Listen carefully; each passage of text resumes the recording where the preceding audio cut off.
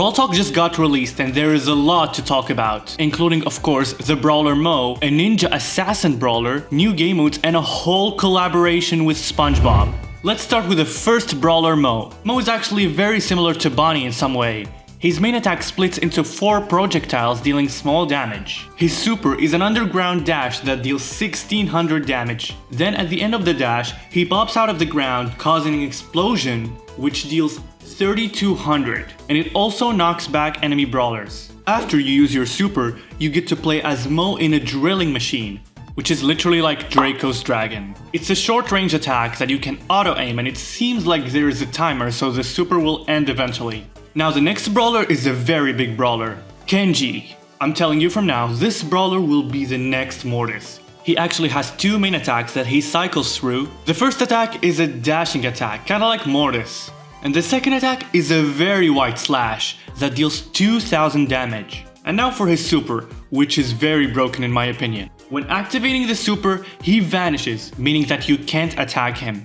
And then he unleashes an X-shaped slash attack that deals massive damage. Now, this super sounds so OP, and this brawler is by far my favorite brawler in the Brawl Talk. He looks fun to play and his model looks so lit, so I'm excited to play him. Now apparently Brawl Stars decided to collab with SpongeBob SquarePants? Yeah, the show. Anyways, there are 6 new SpongeBob skins. There is Squidward Mortis, SpongeBob El Primo, Patrick Buzz, Sandy Jessie, Mr. Crabstick, and Plankton Daryl. To be fair, all the skins look good. They remind me of Fortnite skins because of the cel-shaded art style. And my favorite one is the El Primo. SpongeBob El Primo is free and you can just get it by playing in club events. And now let's talk about Spongebob Powerups that you can collect during the Spongebob event. And they can be upgraded into 3 levels. These power-ups you can say are like mutations, but not every brawler has his own power-up. Instead, they are split into categories. For example, there is the tank power-up, which only works on tank brawlers like El Primo, Rosa, etc. This one spawns 3 burgers around you that when destroyed give you a shield and a speed boost and charge your super a little bit. The support power-up. This one gives you a permanent healing area which you can heal allies and charge your super at the same time. Using your super also gives you a free power cube, damage dealer power up. This one activates when hitting an enemy. Basically, it gives you homing projectiles, boosted movement speed, and some little healing. Now for marksman power up. After a cooldown, up to 2 attacks can pierce through walls and brawlers. And let me tell you, this one is actually broken. Controller power up. Your basic attack now leaves some trail of bubbles in the ground that deal minimal damage to enemies. Assassin brawlers power up, which works on assassin brawlers like Mortis or Edgar. When the enemies are low on health, your attacks will take them down instantly. And by upgrading this power up, you will get a free invisibility and a speed boost after defeating an enemy. And that's actually OP.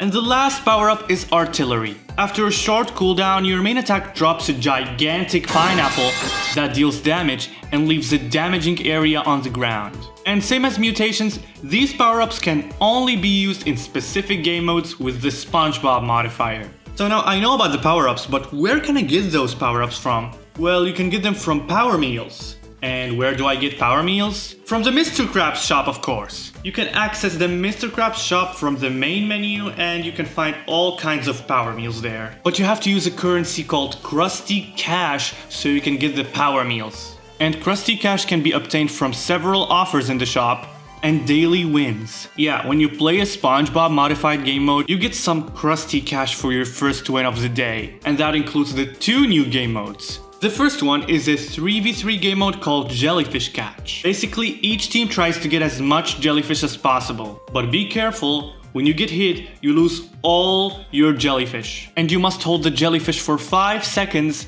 so you can capture it. And there is Trio Showdown. Yes, you heard that right. Brawl Stars is finally adding a 3-player showdown. There are 4 teams and the same rules as the showdown we all know. I'm pretty excited for this game mode. And of course, new Hypercharges. Poco's super now overheals allies and gives them a shield. Mortis' super returns to him like Carl's main attack and does the same damage and healing all over again. Squeak's super projectiles bounce and split for 1 more time. Tara's super is bigger and it lasts for a longer time. I don't know what do they mean by longer time. If it's longer stun time, then that will be OP. Nani's super makes Peep increase its size over time and have higher speed. I don't know about this Hypercharge. It tries to make Nani's super easier to hit by increasing the size, but then it makes it harder by increasing the speed. Hypercharge Surge now gets a level 5 upgrade. Now his main attack splits even if it doesn't hit an enemy, and his shots have a longer range. Enough talking about Hypercharges. Now they are adding more purple skins, of course, since everyone loves purple skins. There is Skeletal Surge, good attack animation, Nightmare Nani, good attack and super animation and a very cool model, Lockpick Kit, this skin looks really good. Dread Knight Draco looks like a Brawl Stars Chinese skin. There is also Darky Pearl, Malicious Mandy, and Possessed Poco. All the skins look good, to be honest. They also added new modifiers like Gadget's Galair or Galar.